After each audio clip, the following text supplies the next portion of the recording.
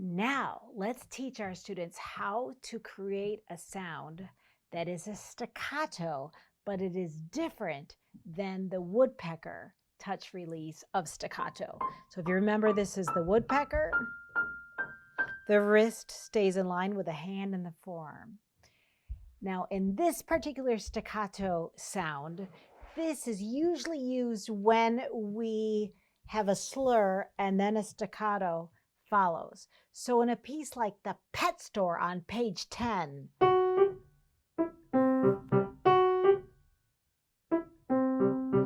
you'll notice that that particular staccato sound is a very crisp, snappy sound. Arm weight is used to drop the wrist and the forearm to the bottom of the key, and then the wrist pushes forward quickly for this crisp, snappy sound. The forearm is what propels or thrusts the wrist forward. The upper arm is free and also propels the forearm and wrist forward. The finger makes contact with the key, and at the same time, this is when the wrist and the forearm propels the hand off of the key. So this is called a kangaroo touch release or a push off.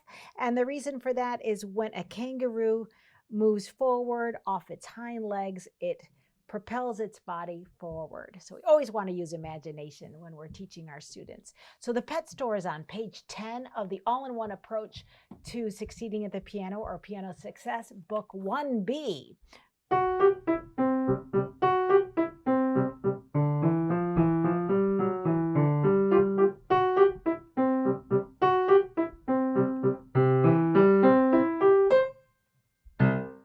We can certainly use a push-off touch release at the very end too. So that particular marvelous physical gesture would sound different if we use just a basic woodpecker. It would be pretty heavy, wouldn't it? And also, the students would have a real tendency to play flatly with their fingers. So instead,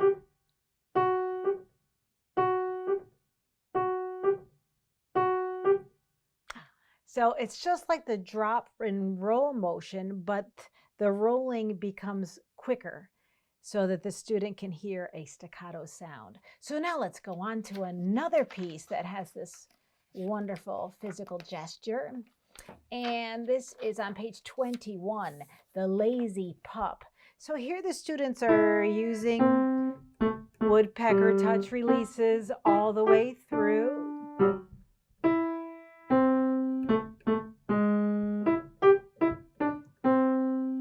But I'm going to play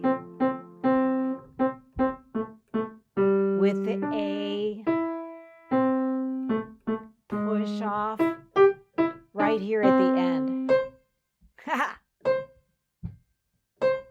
And the student doesn't have to play way up in the air. It actually is not a motion that goes up. It just goes forward and off the keys.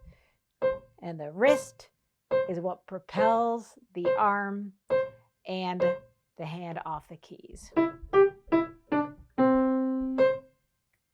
And now let's go on to page 31 in this same book. Here we have Pinocchio, and there is another push-off touch release at the end of this piece. Slow motion. So the whole piece is.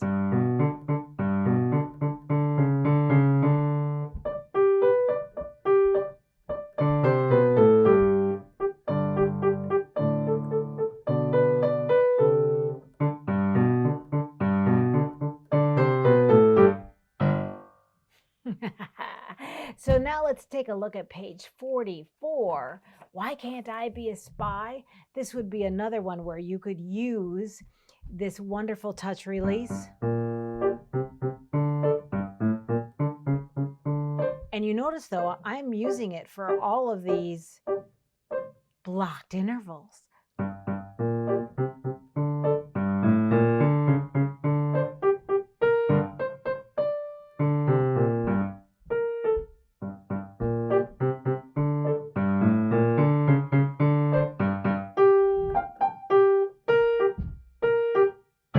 Of course, the two-note slurs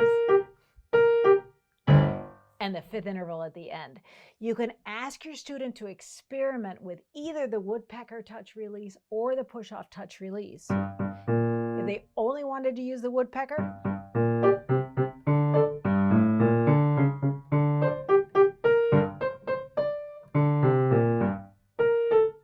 it has its merits, but it also is not as comfortable at the end of slurs. And the reason why I like to use it on all those blocked intervals is because the harmony can be a little bit quieter, a little more controlled.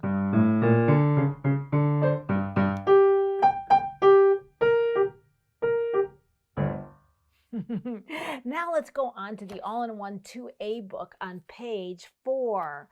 Here we have the most marvelous piece called I Love Saturday. And in this particular work, there are 3 note slurs with the staccato at the end of every 3-note motive. And so it's a great time to have the students drop to the bottom of the key, stay dropped, and then exactly when they play that last key is when the wrist and forearm propels forward with the help of the elbow and the upper arm all in line with each other.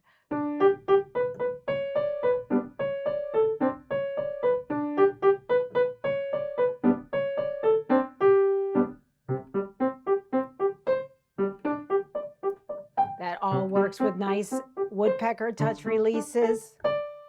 And then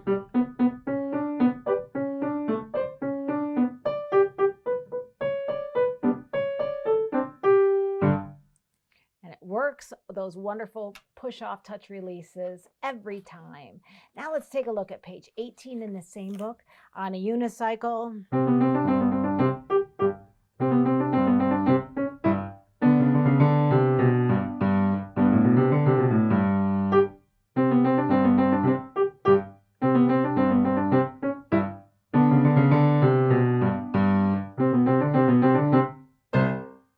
So you're getting the idea of what sound the woodpecker creates as the woodpecker does a little bit of a different, or the woodpecker does have a different sound than the push-off touch release.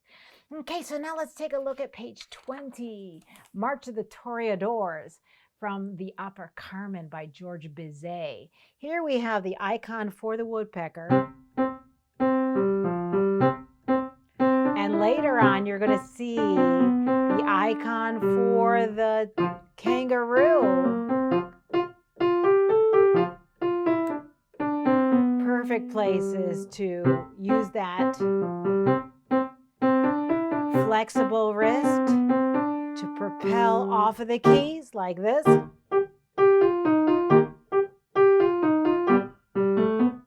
Drop and push off again. Let's take a look at the Festival Collection Book 3. What did I want to share with you here? Yes! Page 10 is a minuet in G minor by Jean-Philippe Rameau. What would we use here? A drop and roll motion?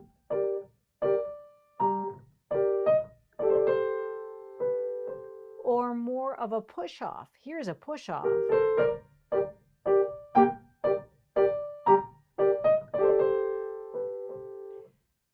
You know, neither one of them really works for this piece. This minuet has to be played gracefully. If we play using only the drip, drop, roll motion, it's so slow. So it doesn't really sound like a minuet that needs to be danced to. If we use a push-off touch release, then the last note of the 3-note slur becomes too short and a little bit too pointy. It's like if somebody had a blister on their foot when they're dancing. It just doesn't feel good. But how about if we ask our students to think about a gentle push-off? A gentle one, somewhere between just the rolling and the more forceful push-off.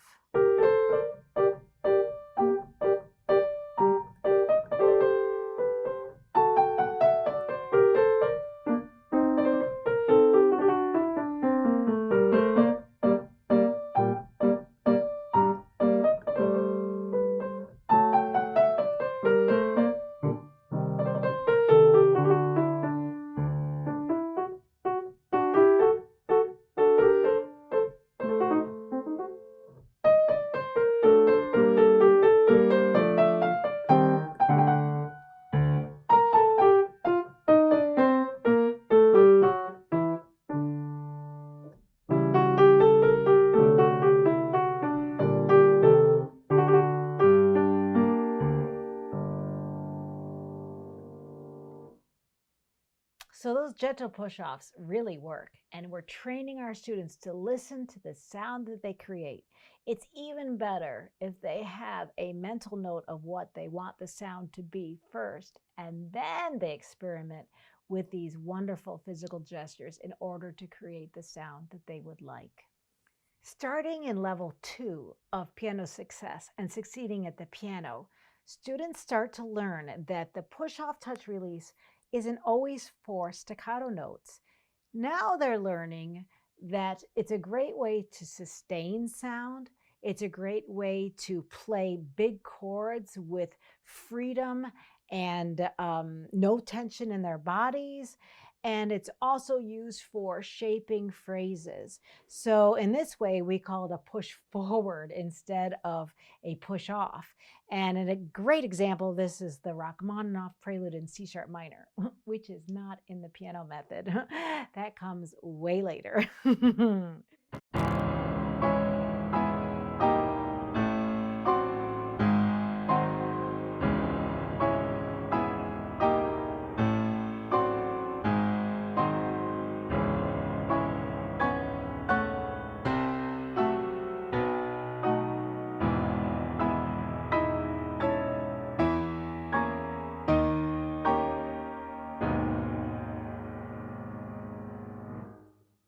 How's that for some marvelous physical gestures at work from the beginning levels all the way through advanced repertoire?